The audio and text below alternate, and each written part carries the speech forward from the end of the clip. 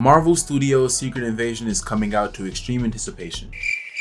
And seeing as it's the first TV show in Phase 5 of the MCU, I think it's time to reflect on the TV shows of the last phase, which is the MCU's first foray into the medium. When these shows were announced all the way back in 2019, I was fairly excited. The franchise was on a historic run with about 3 to 4 years of nothing but good movies, so who wouldn't be? And did they hit the landing? Well, if they did, I wouldn't be exactly making this video. Today, I'm going to be talking about these shows and what I think they should have done to improve. Before we get started, you should like and subscribe for more stuff like this, and even start a discussion in the comments below. It gets very lonely here. So to start with my biggest gripe so far, the mystery villain. Now, these shows seem to have this issue where they always start off with a pretty decent pilot that sets up the story, and we usually get a pretty good look at who our villain is. In Loki, it's a variant of Loki. Then nope, she's one of the protagonists. Then it's the Timekeepers. Then nope, they're robots. Then it's He Who Remains. In Wandavision, it's in The Falcon and the Winter Soldier, it's the Flag Smashers. Before it's revealed their entire reason for their existence is Sharon Carter, who reveals herself to be the power broker, who's been set up the entire season. I don't give a shit! But the problem is, why wait until the end? In comics and adaptations alike, the dynamic between the hero and the villain is usually the best part of the story. We see their initial confrontation at the end of the first act or in the second, and the movie spends the rest of the runtime anticipating their next showdown. But the Disney Plus shows don't do that, at least not in a way that's as effective as it should be. The conflicts either aren't personal enough or don't dig enough to the themes to really make an impact. Hawkeye alludes to this big boss throughout the show that no one can seem to refer to by name. In the penultimate episode, it's revealed to be Kingpin. Then in the next episode, we see him for like 2 seconds, then that's it. There's a deleted scene with him and Eleanor Bishop, technically the twist villain, and I'm not sure what episode it would have been in, but why leave that out? Why do we have to wait for the Jake Lockley reveal in Moon Knight until the very end? It was teased throughout the show with these violent blackouts just to be an afterthought in the end. Like the Fatuous, the show treats that Sharon Carter twist like it's a huge deal, like uh-oh, she's the new big bad now.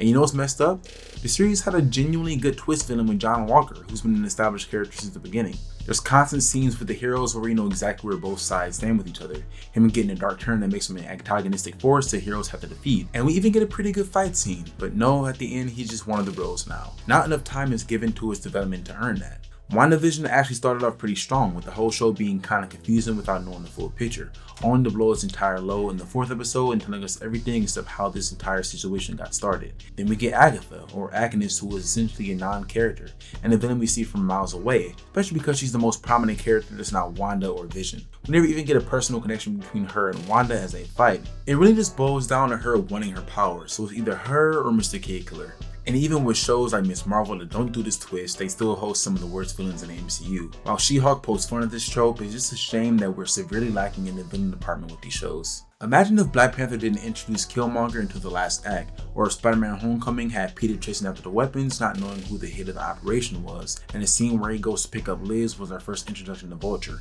It wouldn't work, right? These scenes we get of the villains are some of the best in the film. Now let's talk about another big issue. The fact that these don't really feel like TV shows. A point I'm sure you've seen a lot is that these feel like 6-hour-long movies, which is something they don't really shy away from. They literally market these as events. Shows like The Fatuous, Hawkeye, and Moon Knight are an edit away from being a standard 2-hour and 30-minute theatrical release. Something somebody literally did with the Obi-Wan show from last year. Yeah, I haven't forgot about you, punk. Because of this, the shows I listed don't really go anywhere until the last 2 or so episodes, with everything in the middle kind of being fluff.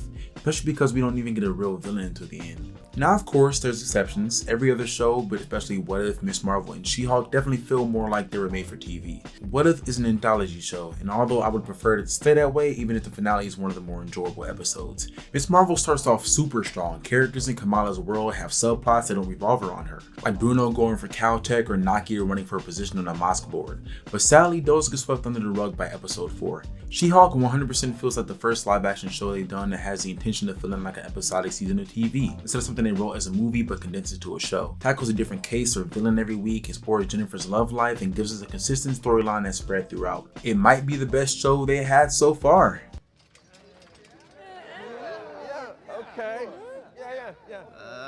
Yeah, that's the second video in a row I use that. Whatever.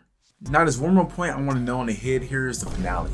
Time and time again, this remains the most consistent thing with the shows of the MCU. They never really set the landing. Each finale of each show has always just made me feel empty.